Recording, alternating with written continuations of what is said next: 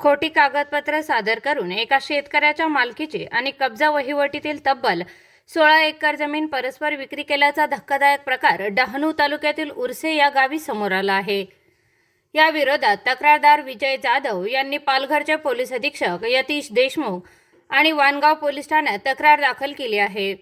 विजय जाधव आणि त्यांच्या कुटुंबियांच्या नावे डहाणू तालुक्यातील उर्से येथे 16 एकर मालकी जमीन आहे। विशेष म्हणजे ही सर्व जमीन त्यांच्या कब्जा वहिवटीत असताना देखील सामायिक क्षेत्र असल्याने याच गावातील काही कुटुंबियांनी त्यांची जमीन परस्पर विक्री केल्याचं या तक्रारीत सांगण्यात आलं आहे।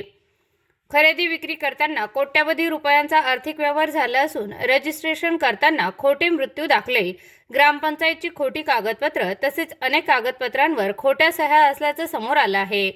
या सर्व व्यवहारात काही शासकीय अधिकाऱ्यांचा देखील सहभाग असल्याचं विजय जाधव यांनी आपल्या तक्रारीत सांगितलं। या संदर्भात जमीन मालक विजय जाधव यांनी काल पत्रकार परिषद घेत खोटी कागदपत्र सादर करून फसवणूक करणाऱ्यांविरोधात तसेच आपली जमीन परस्पर हडप करणाऱ्यांविरोधात तातडीने फौजदारी गुन्हा दाखल करण्याची मागणी केली आहे।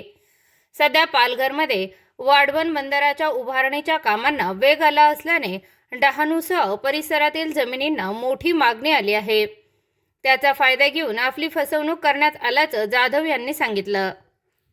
आमची 225 गट नंबरची जागा, त्याच्यामध्ये ती सामायिक जागा आहे, पण त्याच्यापैकी 2 कुटुंब जे आहेत, विनोद लक्ष्मण पाटील आणि चैत्या मुळा फसाला यांनी ही सामायिक जागा असताना सुद्धा आम्हाला कोणत्याही प्रकारची कल्पना न देता खोटे मृत्यू दाखले घेऊन आणि त्या खोट्या मृत्यू दाखल्यांच्या आधारावरती परस्पर प्रशासनाला त्यांनी खोटी माहिती देऊन आणि हे फेरफार करून ही जागा परस्पर विकलेली आहे। आमच्या वडिलांचं नाव चिमा गणू पाटील झालेलं होतं तांत्रिक अडचणीमुळे, त्या नावाचा गैरफायदा घेऊन आणि ही जागा यांनी विकलेली आहे।